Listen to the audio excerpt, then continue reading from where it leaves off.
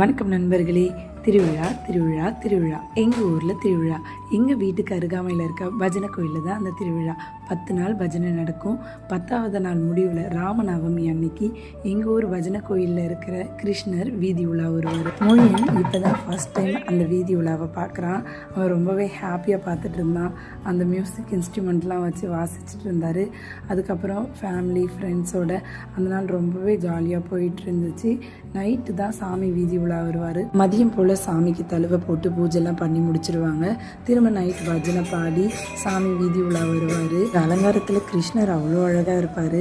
நாங்களும் சாமி கும்பிட்டுட்டு தீபார்த்தனை வாங்கிக்கிட்டு அப்படியே சுற்றி வந்தோம். பின்னாடியே பஜனை பாடிட்டு வருவாங்க. அவங்கக்கிட்டேயும் ஆசீர்வாதம் வாங்கிக்கிட்டோம். அப்புறம் 12-1 மணி போல் ஊரெல்லாம் சுற்றிட்டு சாமி கோவிலுக்கு வருவார்.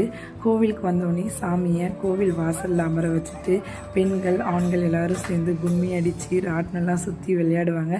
அதை சாமி பார்த்து மகிழ்றதா ஒரு ஐதீகம் இருக்குது. எல்லாமே வெள்ளிக்கிழமை நடந்தது நண்பர்களே. நம்ம ஊருக்கு போகிறது, அங்கே நடக்கிற மகிழ்வான தருணங்களை மற்றவங்களோட ஷேர் பண்ணிக்கிறதுலாம் பெரிய வரம். இந்த முறை எங்களுக்கு அந்த வாய்ப்பு கிடைச்சிது. நன்றி நண்பர்களே.